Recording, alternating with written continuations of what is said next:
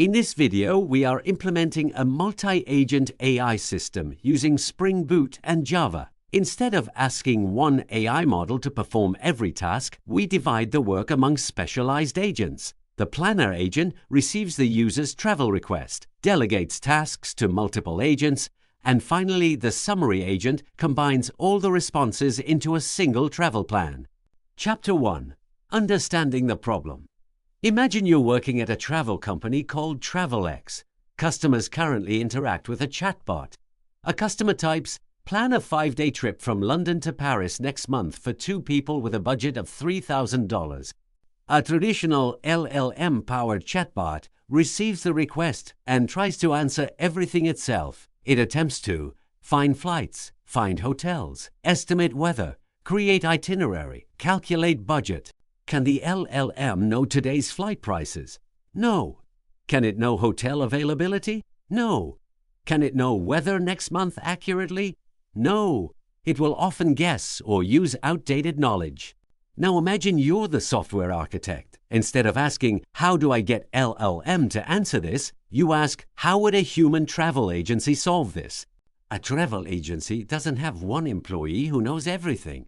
Instead, travel manager, flight team, hotel team, finance team, tour planning team. Each person is an expert. This is exactly the idea behind AI agents.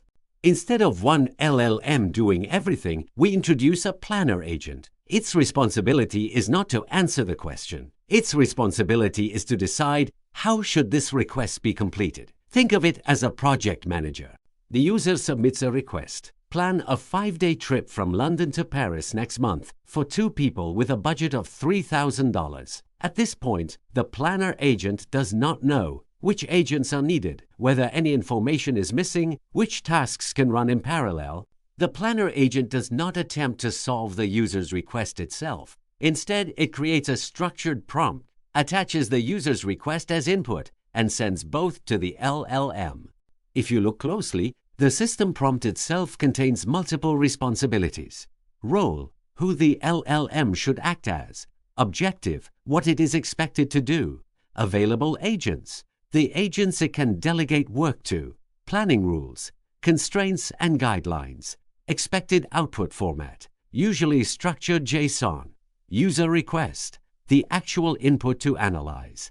After receiving the system prompt from the planner agent and the user's request, the LLM performs reasoning to understand the user's objective and generate a structured execution plan.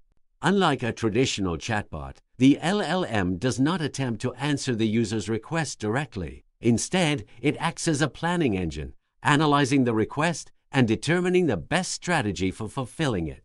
The LLM identifies the user's primary intent and overall goal. For example, it determines whether the user wants to plan a trip, book a flight, summarize a document, or generate a report. This enables the planner agent to understand the business objective before any work begins. The LLM extracts all relevant information that is explicitly stated or can be reasonably inferred from the user's request. Missing information. The LLM identifies any information required to complete the request that is not available in the user's input, for example, travel date in this case. This allows the planner agent to collect all required information before invoking downstream agents. Execution plan. The LLM decomposes the user's goal into a set of smaller, well-defined tasks. Each task includes the agent responsible for the work, the action to perform, the order in which it should be executed. Task dependencies.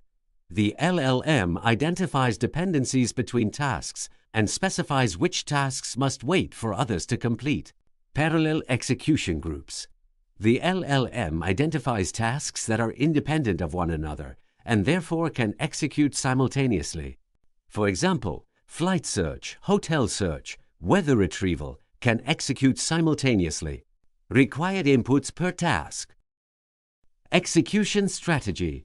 Possible strategies include continue execution or ask the user for missing information. Stop execution because the request is ambiguous or cannot be completed. Final response strategy. Finally, the LLM specifies how the workflow should be completed. After receiving the execution plan from the LLM, the planner agent reviews the execution strategy and missing information sections of the response. In this case, the LLM determines that the workflow cannot continue because some mandatory information is missing. So planner agent returns to the user and requests the missing details. Once all required information has been collected, the planner agent updates the execution context and distributes the relevant business data to the appropriate worker agents according to the execution plan. Each worker agent executes its assigned task using its configured APIs, business services, or external systems and returns the results to the summary agent. After collecting the outputs from all worker agents, the summary agent invokes the LLM to analyze and consolidate the results into a coherent, well-structured, and user-friendly response. The generated response is then returned to the planner agent, which delivers the final answer to the user. Alternate architecture. Planner as the central orchestrator. After collecting all the required information from the user, the planner agent updates the execution context. Based on the execution plan generated by the LLM, it identifies the worker agents to be invoked, prepares the required request for each task, and sends it to the appropriate agent for execution. Each worker agent executes its assigned task using its configured APIs, business services, or external systems, and returns the results to the planner agent. Acting as the central orchestrator, the planner agent collects and aggregates the responses from all worker agents according to the execution plan. After all tasks have completed successfully, the planner agent forwards the aggregated results to the summary agent. The summary agent invokes the LLM to generate a coherent, well-structured, and user-friendly response. The generated response is then returned to the planner agent, which presents the final response to the user. Before we start writing the code, let's take a look at the project structure and the high-level sequence diagram to understand how the different components work together. On the left, you can see the project structure. We have separate packages for configuration, controllers, service, client agents, DTO, and models. This organization keeps our code modular and makes it easier to maintain as the application grows. The controller acts as the entry point for incoming REST requests. The models package contains the request and response objects that are exchanged between different agents. Each specialized agent resides in the agent package, where every agent is responsible for a single task, following the single responsibility principle. One important thing to note is that the entire orchestration logic is implemented in the service layer. The controller is intentionally kept lightweight. It simply receives the user's request and forwards it to the planner agent. User submits the travel request. Planner controller receives the request. The planner controller should be very thin. Its only responsibility is to receive the HTTP request, delegate to the planner service, and return the response. It should not contain any orchestration or LLM logic. Planner service receives the request and then call the LLM planner service to generate the execution plan. Examine the execution strategy. If required information is missing, return the missing questions to the user. Otherwise, invoke the Orchestrator service. The planner service is intentionally lightweight. It is responsible for decision-making, not execution. The LLM planner service is class responsible for interacting with the LLM. It should not know anything about worker agents, orchestration, or business APIs. Its single responsibility is to send the planning prompt to OpenAI and convert the JSON response into an execution plan object and then return to planner service. The Orchestrator service is the heart of this architecture. It never talks to OpenAI directly.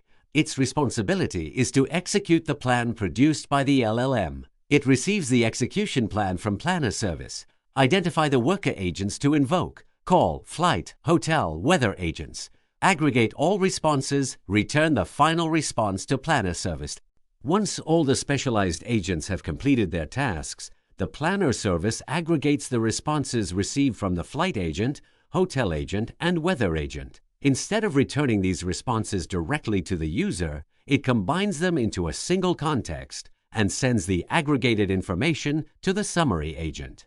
The summary agent's responsibility is to transform this raw data into a well-structured natural language travel itinerary. It prepares an appropriate prompt, sends it to the OpenAI large language model, and receives a comprehensive summary in return.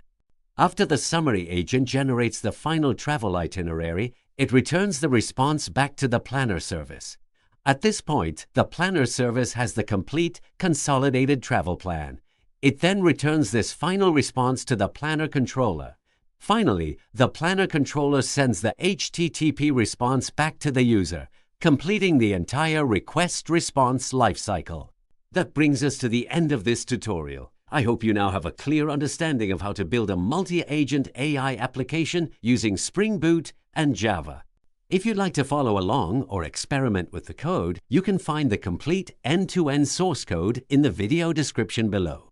In the next video, we'll take this project to the next level by making it production ready. We'll implement parallel execution to improve performance, add retry and timeout mechanisms for resilience, and use circuit breakers to gracefully handle failures.